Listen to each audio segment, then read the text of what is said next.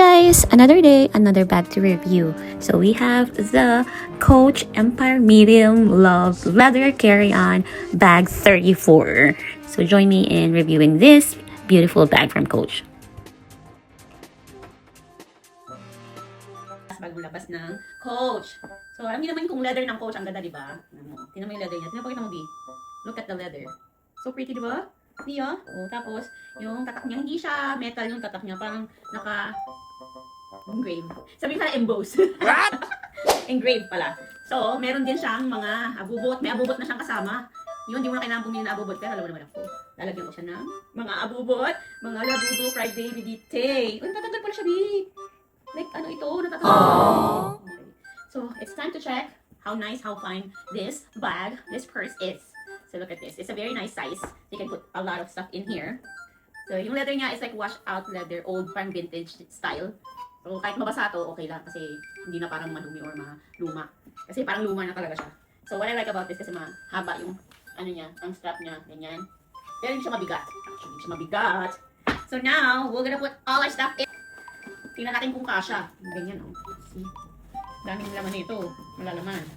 Just like the ones that we shown last time, yung MK naman. Maganda rin yun, pero maliit lang yun, pero dami din nalalagay yun. Lumalaban din siya dito. Oh, yan.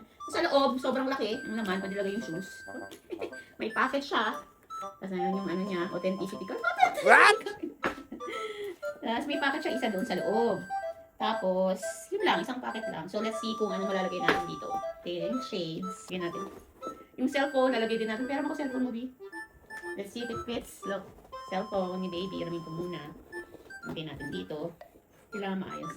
Yung ating, ang tawag dito? Phones.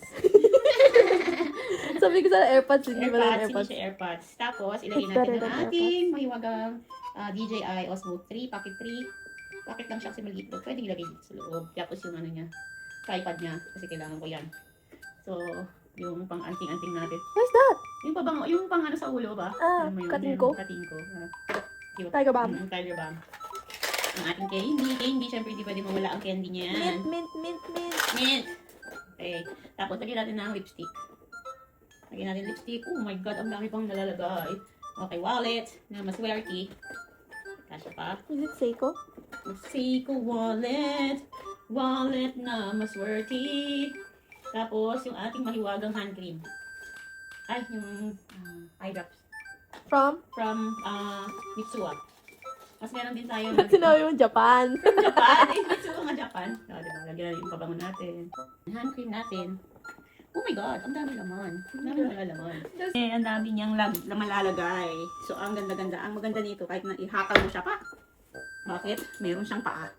Ano sabi sa ilalim? Ang sabi ng ilalim niya pa, may apat na May paa. nakasulat sa Ano ilalim. nakalagay? Sabi niya, genuine, hindi ko maintindihan, leather. Basta, ano nakalagay din? Hindi ko mabasa. Genuine glove tanned leather. No, glove tan leather. Ito, anong ibig sabihin nun? Hindi ko rin alam. Google nyo na lang. So, Google mo na lang, te. Okay? Sa loob, ang ganda, meron siyang pwede mo pa ito i-enlarge pala kasi.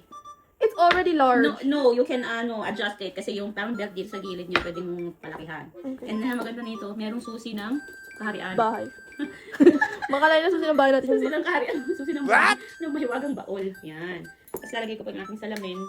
Pwede pang ilagay yung salamin. So, lahat yan, kasha sa aking bag.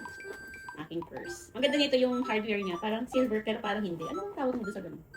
Silver pero parang hindi. Hindi siya naman na pero silver siya na ganun. So, hindi siya silver. Parang siyang platinum or something. Pero cute! Ang ganda niya, oh. TikTok siya. O sige na, babay na guys. Nag-TikTok na siya.